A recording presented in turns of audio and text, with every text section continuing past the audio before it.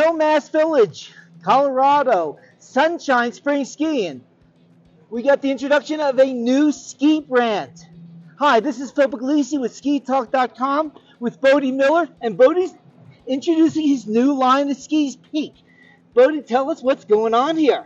Well, first I got to apologize to you because we skied together on my previous ski crossing. Yep. And I'm not a big fan of swapping around that much. If I could, I would have stayed with one company, but I'm always in search of trying to do something that helps the sport and makes the skis better. So this was a really important step for us. We got to sort of start from the ground up with a new company, really engineering the ski from the scratch. You remember me telling you about it. Like I was a modification. It was kind of a lot of different stuff in that ski, and it turned out fine. This is the first versions and the first prototypes and sort of production run that I really feel I can get behind 100%. It's a totally different system to what we worked on. Yep. And it was really fun to see it go through the iterations and get to where we are now, where have something that skis unlike anything else on the mountain, really. I mean, it's just a totally different system of how the ski gets grip and turns. And Peak is kind of where we're at. This will be the last one. I can guarantee you that. So if those of you are holding out to see if there was any locking it in, this is it. Well, you're taking a double barrel approach to the industry. You've got an 88, a 98, 104, and a 110, along with two side country skis. So you're really going towards the meat of the market with those skis. So in addressing that, what makes your skis different from everybody else's?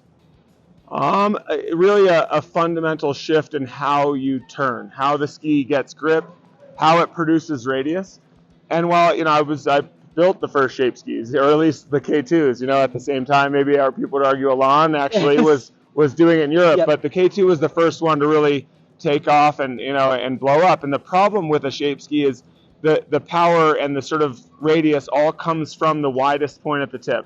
And depending on early rise rocker, it's still the same thing. You're still dealing with that, power and turn radius all coming from the far out points. And that's great if you're on perfectly groomed stuff where it's smooth and you're getting contact all the time. But I always had a problem when it's rougher, you're in different snow. That tip can't do its job because it's always kind of hitting different stuff and bopping around, and it disrupts the radius.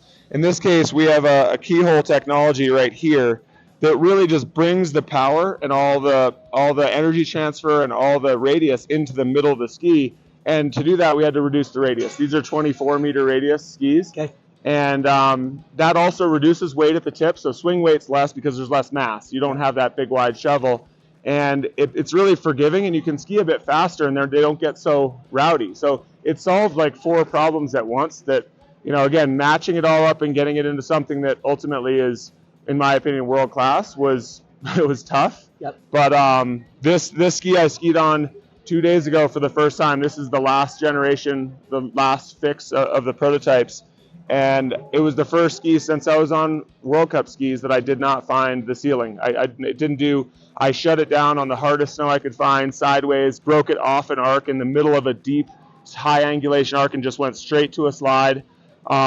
Never got any bounce, it just didn't misbehave at all. And that's really the advantage of bringing it in here is you have a much bigger sweet spot, way easier to balance on, and more consistently gives you feedback.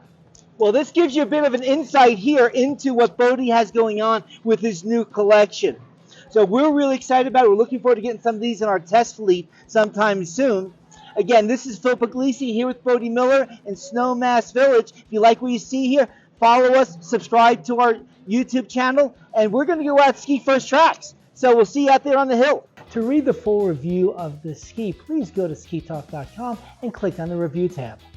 Please also hit the like button and subscribe to our YouTube channel to see more reviews and other ski-related content, and add thoughts in the comment section below.